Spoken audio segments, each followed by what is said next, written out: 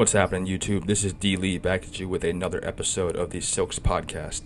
And this is going to be episode number 8, I believe. I think it's 8, yeah. It's been so long since, we've we've last talked that I've kind of lost all track of time and everything else. So I want to welcome you guys back. And for those of you who have never listened to the program before, I want to welcome you to the program. This is the Silks Podcast, based off the Silks Poker Room, located in Tampa, Florida, right in the heart of West Chase. And if you ask me personally, I think it's the best room in the area. So, without further ado, let's get into some topics here. So, the last time I spoke to you guys, it was a really long time ago. It was almost 3 months ago. The poker room closed on June 16th. I remember that because I was here that day. They actually closed at 4 o'clock in the afternoon, which is the earliest I've ever seen it close. At first, because of the COVID scare and everything, the pandemic that's going on, I thought it was only going to be a couple weeks. At least that's what they told us. And then when a couple weeks went by and they're like, you know what, it might be a little bit longer, that's kind of when I started to pay attention and saw that this is a pretty serious matter. And it's unfortunate that this kind of thing is happening to us right now. It's obviously something out of our control, but I think we're doing the best that we can to kind of prevent it from spreading. The most important thing is obviously keeping everybody, happy and healthy. And even though, the cases keep rising, especially in Florida on an everyday basis, I think, all the people that we have out there, all the medical professionals and everybody is trying their best that they can do to keep this from getting worse. So the poker room actually opened on the 14th of June. So today's the 21st. It opened last week, and I've been here every day since that time, and I'll tell you what, it's really, really slow. I don't know if it's just because people are afraid to go out. I don't know if it's because this is like the first day or the first week that they're open and it's just naturally going to be slow because they just started getting back into it. But from what I've seen, I don't like the direction where the poker industry, the gambling industry as a whole, is headed. It's just, let's be honest, a poker room is one of the more unsanitary kind of environments to be in. There's chips, the cards, people eating food, the felt, everything, just one thing after another. And I think from what I've heard, they've done a great job here cleaning the chips, cleaning the room, sanitizing everything to make it the most healthy and safe environment for the players, because ultimately we as the players are what bring the workers in. Without us, they wouldn't have jobs and whatnot, and they didn't for 3 months. And I'm not gonna lie, I missed the room, I missed the players, I missed the employees, I just missed everything about it. So I'm hoping that it picks up a little bit. And in my honest opinion, I think it's unfortunate to say, but I think it's going to be a while. Like, poker as a whole won't be the same for a really, really long time. I mean, you got to take a look at some of the procedures that, they're putting into place. So, for example, here at the Silks, number one, you have to wear a mask, which seems to be mandatory now anywhere you go. I believe the city of Tampa, or maybe it was Hillsborough County, along with other counties, also in Pinellas where I live, passed a law to where you are going to have to wear a mask anywhere you go, any public place that you go inside. And I know it's uncomfortable, it's really annoying, but had we done this at first, maybe had people taken it more seriously, this could have all been done with by now. But now we're just kind of starting to put this into effect, and now people are seeing how serious it has gotten and how serious it's going to become. So if putting a mask on and just staying away, self-distancing from people is going to be the steps to, have this pass us quicker, then, I'm all for it. Even though I don't like the mask, I think it's just something that we have to do. So you'll have to wear a mask when you come in here. Also downstairs, they're also going to take your temperature to see, I think anything over 100.4, they will not permit you to come in the poker room, which is understandable. We need people to be safe and healthy. Also, when you get to the poker room, anytime you sit down, they're going to wipe the chairs off, wipe the rails off, everything before you sit down, which is great. Same thing as to when you leave. They're going to spray your hands with some sanitizer when you come in, when you sit down, and anytime you sit down, actually. So if you go to the bathroom or something and you come back, even if you wash your hands, even if you sanitize your hands, they're going to sanitize them even more. And I don't know the numbers. I don't know all the facts. I don't know how much this helps.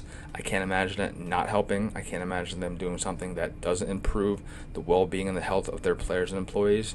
So I'm hoping that, this continuing process is just something that's going to make things better in the long run and quicker, obviously, because we all want this to go away as soon as possible. Also, tables are 7-handed max. And I've noticed that, I don't know if it's, like I said, because of the fact that we're just starting out, or just maybe people aren't comfortable going back in yet, but 7-handed, it's a little bit different of a game. It's short-handed, obviously, and people are gonna have to work on their short-handed game in order to do well in poker. And I think this is the perfect time to do that. Like, people who are serious about poker, this is a good time to work on your short-handed game and play in kind of like a setting that you're not usually comfortable with, meaning playing with 7 players instead of a full 9, sometimes even 10 max game. So this is a good time for people to just work on that, get better, myself included. I'm not a perfect player. Shorthanded actually appeals to me very much. It's just it widens your range a little bit, and it puts you like in these spots, and you have to make these decisions that you normally wouldn't have to be put in, or you wouldn't have to make had this been a full game. So in that aspect, I like it. Now, as far as just like poker, the industry as a whole, I've gone to the Hard Rock a couple times when they reopened, and the procedures more or less are the same. They're wiping down your seats, they're wiping down the rails. However, there, you also have to wear a mask, but they put plexiglass in between the players and the dealers. So they're only 6-handed, and it's really, really hard to hear. Like if someone bets something and you're on the other side of the table and you can't see, and you ask the dealer, it's really hard to hear what they're saying because you have to get really close to them. There they have masks and shields on, and sometimes they even have gloves from what I saw. I was actually in the pits, a few times too, same procedure. It's just going to be something that I think it's going to take a very, very, very, very long time to not only get used to, but it's just something that's going to take a long time to get back to normal, because I don't think poker, like I said, is going to be back to normal for a really long time. And it's unfortunate because poker is one of those games that brings a lot of people together, sometimes too many, and some people, it's not the same experience as it once was. But once this all goes away, because we all know eventually it will, I think it's just going to be a matter of time, then I think we're going to get back to playing the game that we love in the room that we love here at the Silks. So I'm hoping everyone was safe over this little 3-month quote-unquote break. I don't really know what you want to call it. For me, so in the beginning, I really didn't like it. I remember the first week I went out and looked for a job, because I didn't know what was going to, come out of this. I didn't know if this was something that was going to last a month. I didn't know if this was something that was going to last 6 months. So I went out and looked for a job, and then I actually filed for unemployment before that. And I'm sure a lot of you guys know that the unemployment procedure was very frustrating. Luckily for me, I did it on the first day, so I was able to, like the first day that we closed here, like mid-March, and it was smooth sailing. Like, I got through the system very quickly. Granted, it did take me over a month to get my first check, but after that, I just kept going in, and so when you file for unemployment, you have to request weeks that you missed. That part got a little bit annoying because it was a little bit tedious, sometimes frustrating, but after a while, they finally fixed the system a little bit. It's a lot better now.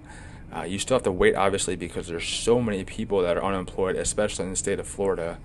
But once things got fixed a little bit, the ball kept rolling, and it became a much easier process. And me, along with a bunch of other people in America, are going through this, I don't even know if you want to call it an experience, this situation of being unemployed and this pandemic that, like I said, hopefully will come to an end soon. I remember the first month, I did what a lot of people I heard did, which is work on their house. Did a lot of cleaning up, a lot of renovations. I didn't have floors for a while, so I finally put those in. I decorated my house, did a few other little touch-ups, and For the last 6 months, I haven't really had a place to live because my floors were uninstalled, but I don't really know anything about, the, construction process. So I had to wait for my dad to help me, and we knocked that out in like a week. It was all concrete around my house for the longest time. We knocked that out, so everything looks great now. I'm happy. That first month was literally all just working on the house. So the second month, mid-April through May, I kind of stayed in the house. I kind of quarantined myself. I mean, I was already doing that, working on the house, but now I finally had a place where I can relax, where I can watch TV, where I can do other things, surf the net, play video games, whatever, because that is when I saw that this pandemic was just getting worse and worse. People I saw were going out partying, spending time with, other people, not self-distancing. And I told myself, you know what? I don't want to take any chances. I'm just going to stay out of the public eye for a while. The only time I went out was for essentials, grocery store, stuff like that. And in my case, the first month, which was Home Depot, which I've never made so many trips there in my life.